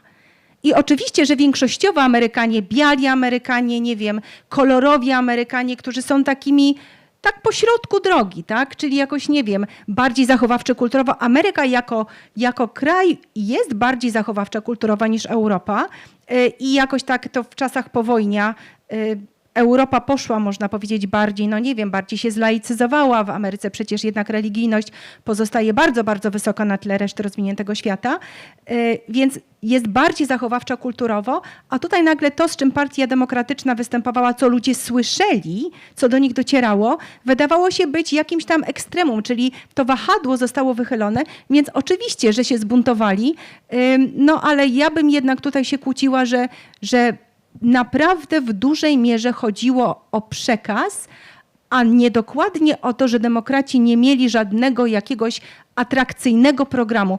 Bo Kamala Harris, i o tym też pisze w książce, ona miała konkretny plan. Ona miała plan pomocy, jeżeli chodzi o koszty mieszkania, które są bardzo ważne dla Amerykanów, a zwłaszcza dla młodszego pokolenia, bo tak jak i w Europie, młodych Amerykanów nie stać na wynajem, nie mówiąc o tym, by w ogóle zainwestować i nabyć jakąś własną nieruchomość, tak, czy dom, czy mieszkanie. Koszty życia są absolutnie problemem numer jeden, zwłaszcza dla młodszych pokoleń.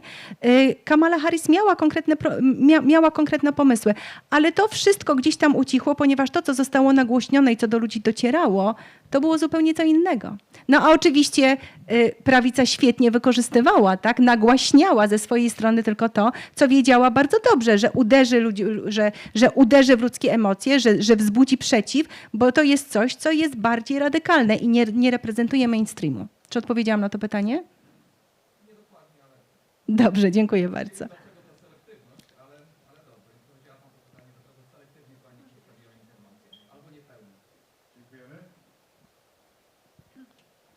Dzień dobry.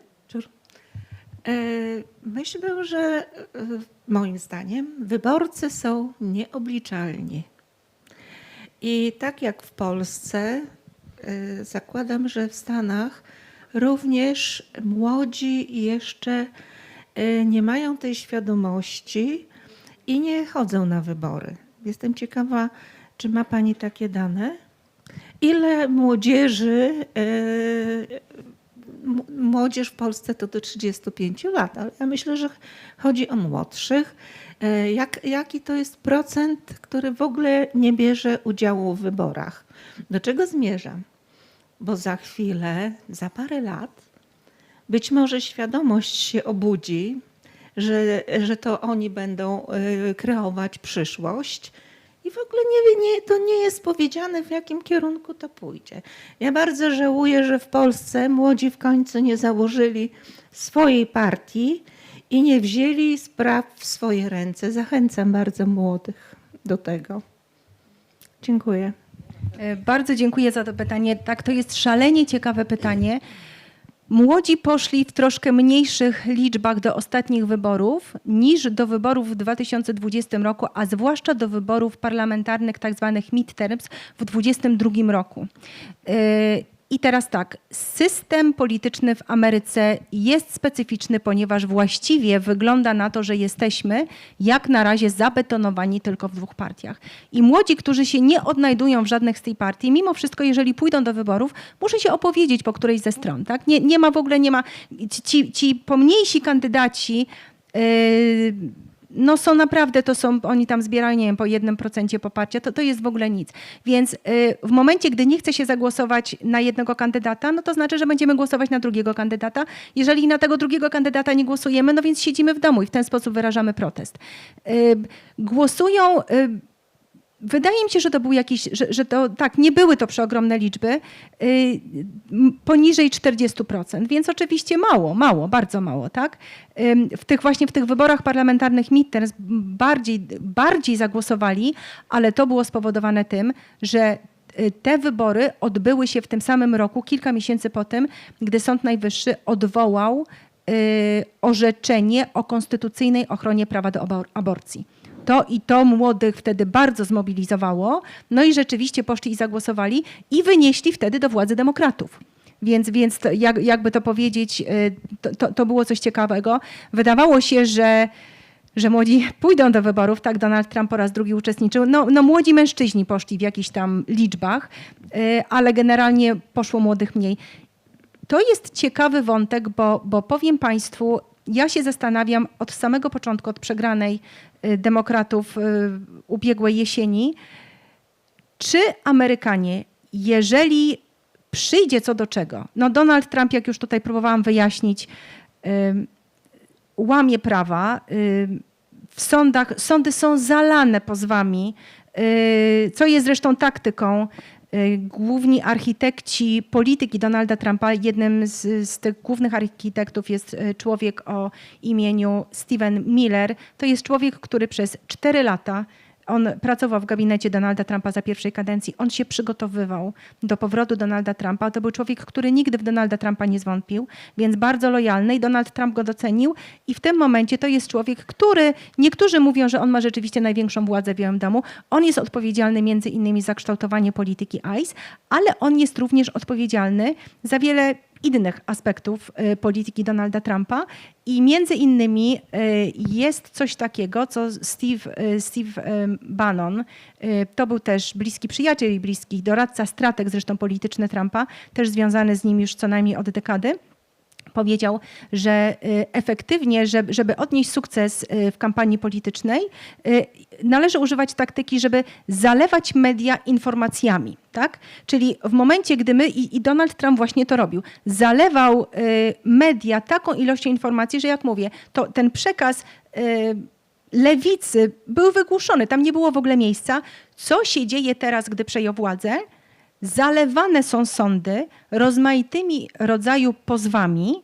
Z jednej strony są to, no nie wiem, są to odpowiedzi na to, co się dzieje znowu. Z drugiej strony ludzie składają pozwy, ale jednocześnie ta administracja, to jest oddzielny wątek, ta administracja naprawdę bardzo mocno stara się przerobić amerykańską państwowość i na przykład są podważane rozmaite prawa, które obowiązywały w Stanach od wielu lat, od kilkudziesięciu lat, więc sądy są zalewane. Co to sprawia? To sprawia, że te sądy mają słabszy przerób, więc wszystkie sprawy zajmują o wiele więcej czasu, więc to jest taka taktyka.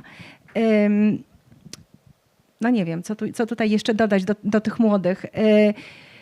Aha, już wiem, co dodać do tych młodych. Więc ja się zastanawiałam, czy jeżeli dojdzie do tego, że ludzie nie będą widzieli już żadnego wyjścia, bo jakaś ta państwowość zostanie zmieniona, prawa będą łamane, wydaje się, że jakieś, nie wiem, te wszystkie protesty, z którymi mieliśmy do tej pory, nie odniosły skutku, trzeba będzie jakiegoś większego nacisku. Tak? I co by mogło być formą takiego większego nacisku? No więc nie wychodzimy już na ulicę tylko w weekend, no bo do tej pory te protesty były organizowane w sobotę, bo to jest taki dzień, że wydaje się najwięcej ludzi może wyjść na ulicę, ale trzeba by było robić regularne strajki pracownicze, tak? Czyli nie idziemy do pracy. Trzeba by było robić jakieś, nie wiem, studenci nie przychodzą na uczelnię, dzieci, licealiści nie przychodzą do szkoły, czyli takie naprawdę mocniejsze formy nacisku. I ja się zastanawiam, czy Amerykanie, a zwłaszcza młodzi, bo to młodzi generalnie jakoś tak się patrzy na historię całego świata i protestów, no młodzi są tą siłą, która bardzo często ciągnie, prawda, te protesty.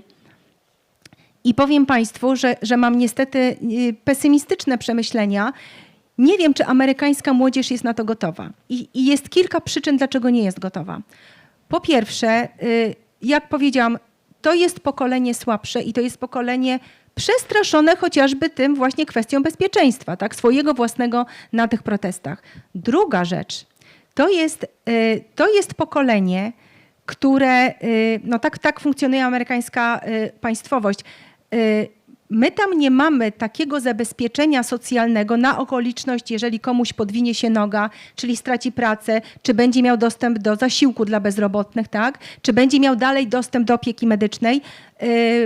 ludzie w Stanach Zjednoczonych, połowa pracowników ma dostęp do opieki medycznej przez swoje miejsce pracy. My nie mamy tam czegoś takiego, jak nawet na poziomie, no w Massachusetts funkcjonuje system, gdzie na poziomie stanu można sobie wykupić polisę i prawda, to jest sprzężone jakoś tak na poziomie władz stanowych.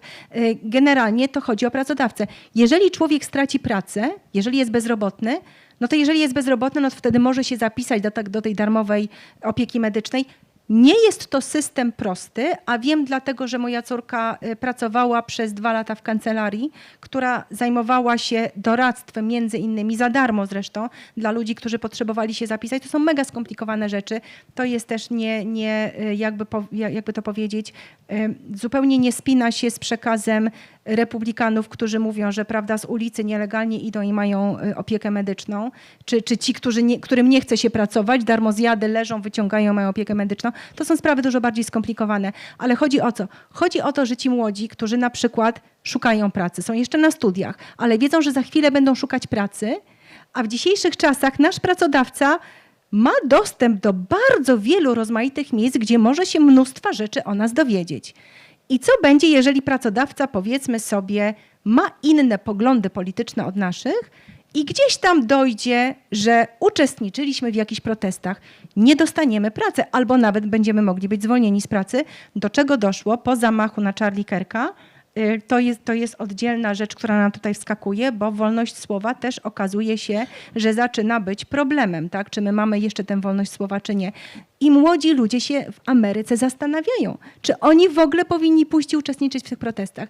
I dlatego ja mówię, ja mam pesymistyczne przemyślenia, czy gdyby doszło do tego, że jedyną formą walki, jaka nam zostanie z rządami Donalda Trumpa, a nie wiemy jeszcze, co wymyśli, my nie wiemy tego, byłaby właśnie taka forma naprawdę skrajnego nacisku, czy do tego w ogóle dojdzie?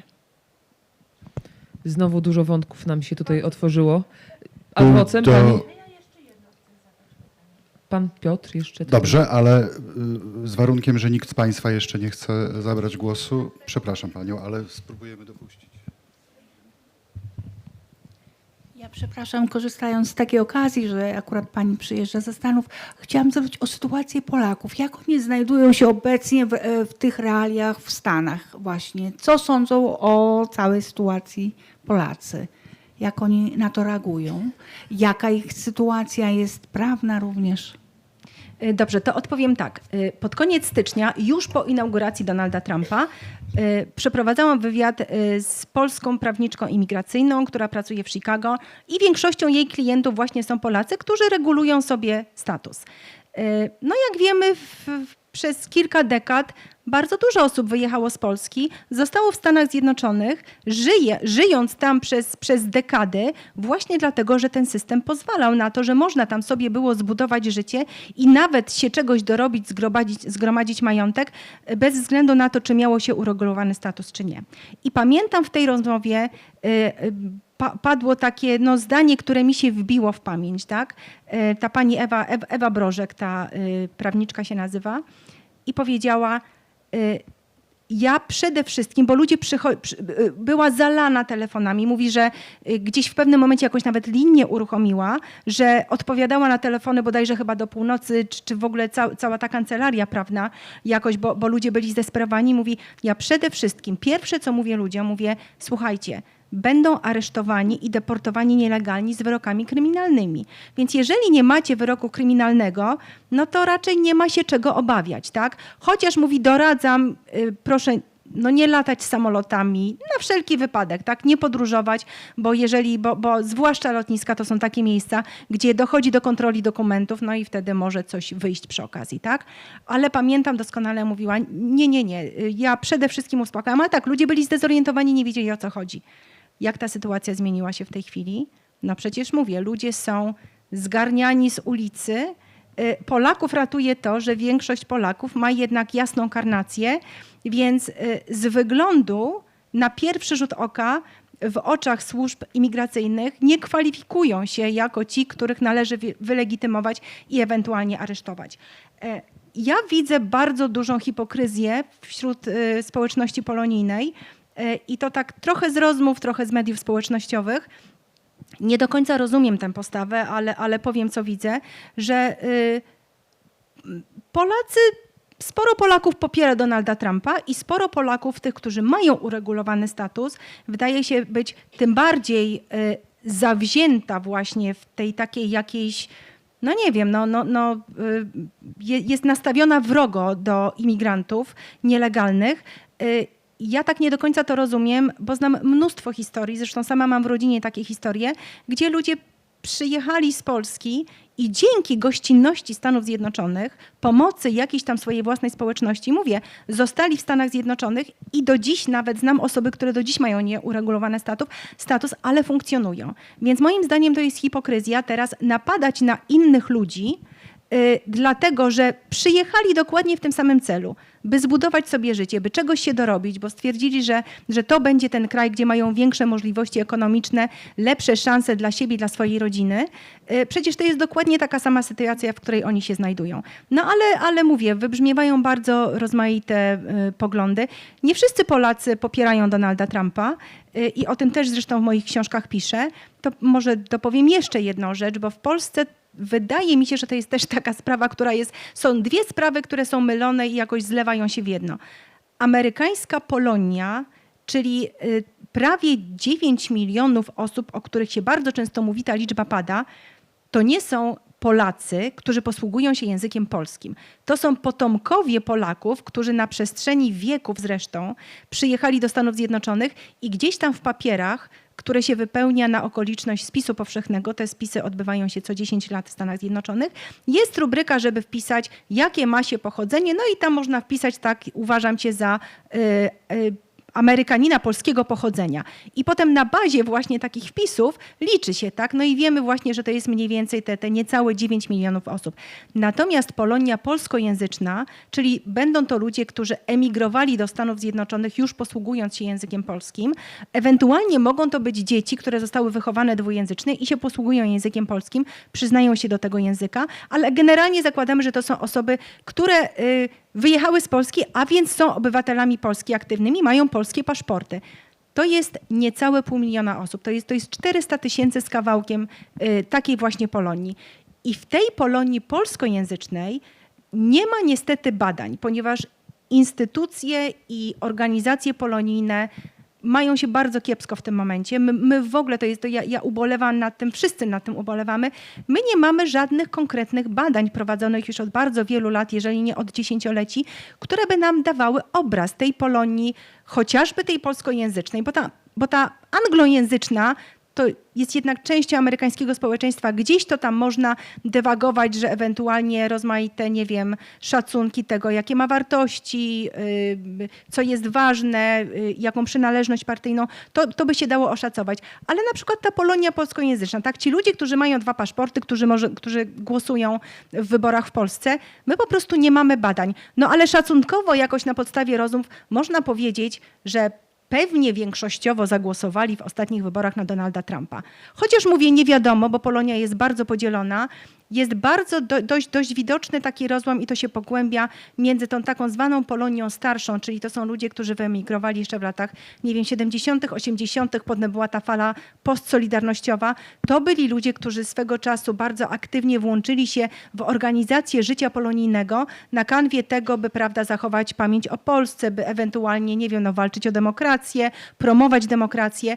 I mamy do czynienia z Polonią nowszą, która już nie przyjeżdża do Stanów, czy nie przyjechała do Stanów Zjednoczonych za tym tak zwanym chlebem, tylko to są ludzie, którzy przyjeżdżają, bo tam mają na przykład oferty pracy. I to jest ta młodsza Polonia, dużo bardziej wsiąka w tkankę amerykańskiego społeczeństwa, dużo słabiej się angażuje i chce się angażować w jakiekolwiek zorganizowane formy życia polonijnego. No i generalnie jest dużo mniej widoczna, więc dużo słabiej jest w ogóle cokolwiek na jej temat powiedzieć. Ale na podstawie takich moich obserwacji i nie wiem, kontaktów, wiem, że istnieje taka Polonia. To jest Polonia dużo bardziej progresywna, zresztą większość ludzi wręcz powie, że uważa się za kosmopolitów i na przykład niekoniecznie nawet wiąże całe swoje życie ze Stanami Zjednoczonymi, bo to są ludzie, którzy w tym momencie przyjechali do Stanów Zjednoczonych, pracują, nie wiem, może mają dzieci, wychowują, ale nie wykluczają tego, że jeżeli pojawi się jakaś inna, lepsza oferta, gdzie indziej na świecie, to może też się przeprowadzą. Wyczerpująca odpowiedź. Panie Piotrze, mamy jeszcze czas, czy już nam się czas kończył spotkania? Spróbujmy porozmawiać z panią autorką, jeśli jeszcze ma siłę, ale już po oficjalnym spotkaniu. Tak jest. Pani Eliza ma jeszcze parę książek, tak? Z tego Tak, co wiem. ja mam książki, więc jeżeli państwo będą zainteresowani, nie wiem, może... To, proszę panią, to za chwilkę, dobrze? Bo pan powiedział, że oficjalnie spotkanie zakończymy, a będzie chwila tak, żeby z panią Elizą porozmawiać. Pani Eliza się tutaj zobowiązuje, że na pani pytanie odpowie. Także w 2 zdaniach spróbujmy to jakoś podsumować, chociaż ciężko, bo tak jak mówię, z każdego tego tematu wyłania nam się każde kolejne. Są co najmniej 2 te Ameryki w tym momencie. Stany nie są zjednoczone, choć wciąż funkcjonują jako jedno państwo. Ale cóż, trzeba z tym wszystkim, z tymi realiami żyć. One będą się cały czas zmieniać dynamicznie. A jak? Na pewno pani Eliza nam to też będzie w swoich artykułach na bieżąco przekazywać. Zachęcamy do lektury artykułów, tekstów w internecie. One są publikowane czy w Dzienniku Gazeta Prawna, czy też na Onecie między innymi. Zachęcamy do czytania książek, nie tylko Amerykański Reset, ale tej także po wyborach. Jej tytuł to jest? Tak, jak to się stało, Ameryka po wyborach. Tak, także serdecznie zachęcamy. Pani Elizo, jakieś jeszcze 2 słowa na podsumowanie? Ja przede wszystkim bardzo serdecznie Państwu dziękuję za uwagę i za zainteresowanie i mam nadzieję, że to, co powiedziałam, że powiedziałam Państwu rzeczy, których może Państwo nie wiedzieli, a jeżeli Państwo o czymś słyszeli, to może coś doprecyzowałam. No, z taką nadzieją kończę to spotkanie. Jeszcze raz bardzo serdecznie dziękuję.